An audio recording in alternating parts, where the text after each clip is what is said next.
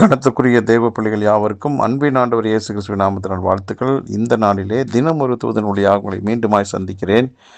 இந்த நாளிலே ஏசாயா தீர்க்கதரிசன புஸ்தகம் 40வது அதிகாரம் 31வது வசனம்.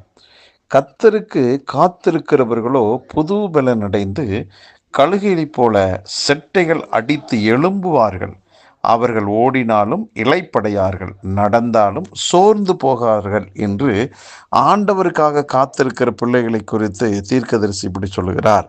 அன்பானவர்களே, இந்த களைப்பு, சோர்வு, இப்படிப்பட்டதான காரியங்கள் எல்லாம் காத்திருக்கக்கூடியவங்களுக்கு நடக்குது என்று சொன்னா, அவர்கள் யாருக்காக காத்திருந்தாங்க என்பதுதான் முக்கியமான விஷயம்.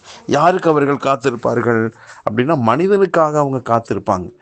ஏதோ ஒரு காரியம் நடக்க வேண்டும் என்று சொல்லி ஏதோ ஒரு குறிப்பிட்ட காரியம், அதாவது ஒரு மனிதன், நிறுவனம், அரசாங்கம், இப்படி ஏதாவது ஒரு காரியத்தை மனதுக்குள்ளே வைத்து அந்த காரியத்தை முன்னிட்டு அவர்கள் காத்திருந்திருப்பாங்க. அதனால அந்த காத்திருத்தல் சரியான நேரத்தில் சரியானபடி நடந்திருக்காது. அதனால அவங்க சோர்ந்து போயிருப்பாங்க. ஆனால் தீர்க்கதரிசி சொல்றாரு, நீங்க யாருக்காக காத்திருக்கிறீங்கன்னா கர்த்தருக்காக காத்திருக்கிறீங்க. ஒருவேளை நீங்கள் ஜெபத்துல, ஒருவேளை ஆண்டவர் கொடுத்த தரிசனம், ஆண்டவர் சொன்ன வார்த்தையை நம்பி ஆண்டவர் இந்த குறிப்பிட்ட காரியத்தை செய்வார் என்று நீங்க காத்திருக்கிறீங்கல்ல, அவர்களுக்கான வார்த்தை தான் இந்த வார்த்தை. ஆகவே உங்களுடைய ஜெபமும், உங்களுடைய நீங்கள் பெற்றுக்கொண்ட தரிசனமும், நீங்கள் பெற்றுக்கொண்டதான அனுபவங்களும் கர்த்தருக்குள்ளாக இருக்கும் பட்சத்தில் உங்களோடு இன்றைக்கு ஆண்டவர் பேசுகிற வார்த்தை என்னன்னா, நீங்க என்ன மாதிரி இருப்பீங்கன்னா, புதிய ஆற்றலை, புதிய பலனை நீங்கள் பெறுவீர்கள். கழுகுகளை போல ரெக்கைகளை விரித்து உயர பறப்பீங்க. அது மட்டும் இல்லை, நீங்கள் ஓடுவீங்க, நீங்கள் களைப்படையவே மாட்டீங்க, நடந்து போவீங்க, சோர்ந்து போகவே மாட்டீங்க.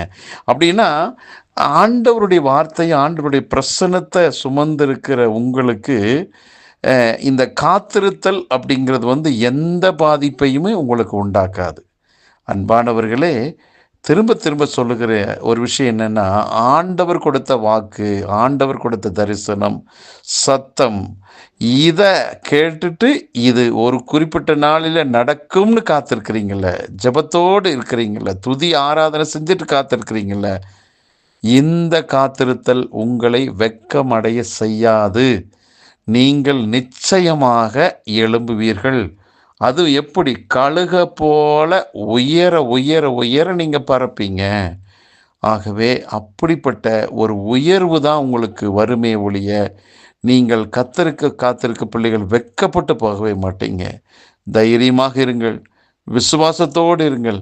கர்த்தர் உங்களுக்கு கொடுக்கிற உயர்வை நீங்கள் மட்டுமல்ல, இந்த உலகமே பார்க்கும். அது வரைக்கும் ஆண்டவரே என்று சொல்லி அவர் சொன்ன வார்த்தைக்காக காத்திருப்போம், வெற்றிகளை அடைவோம். ஜெபிக்கலாம். நல்ல தகப்பனே, இந்த நல்ல வேலைக்காக நன்றி. ஆண்டவரே, நாங்கள் உங்கள் பிள்ளைகள், உலகத்துக்காக, உலக மனிதர்களுக்காக, அவன் வார்த்தைக்காக காத்திருந்தா நாங்கள் சோர்ந்து போவோம். உமக்காக நாங்கள் காத்திருக்கிறோம். ஆண்டவரே, நீர் ஒரு நாள் எங்களை வெட்கப்படுத்த மாட்டீங்க என்று சொல்லி உங்களுடைய வார்த்தையை கேட்டிருக்கிறோம். உங்கள் வார்த்தையின் மேலே விசுவாசம் வைக்கிறோம். நிச்சயமாக எங்கள் விஷயத்தில் நீங்கள் எங்களுக்கு வெற்றியை கொடுத்து, ஆறுதலை கொடுத்து, தைரியத்தை கொடுத்து, உயர உயர பறக்க வைக்க போகிற நல்ல அனுபவத்துக்காக ஸ்தோத்திரம். இதை கேட்டுக்கொண்டிருக்கிற எல்லாருடைய வாழ்வையும் வெற்றி சிறக்கட்டும், சுகமடையட்டும், பலனடையட்டும், நிம்மதியான ஆண்டவரே மூச்சு காற்றை விடட்டும், சந்தோஷமாய் அவங்க வாழட்டும். ஒரு நாளும் ஆண்டவர் தூக்கம் இல்லாமல் இருக்கக்கூடாது, நிம்மதியான தூக்கத்தை தூங்கட்டும். எல்லா விதத்திலும் வாழ்ந்து சுகமாக இருக்கட்டும். வாழ்த்துகிறேன், ஆசீர்வதிக்கிறேன். இயேசு கிறிஸ்துவின் நாமத்தை ஜெபிக்கிற நல்ல பிதாவே, ஆமென்.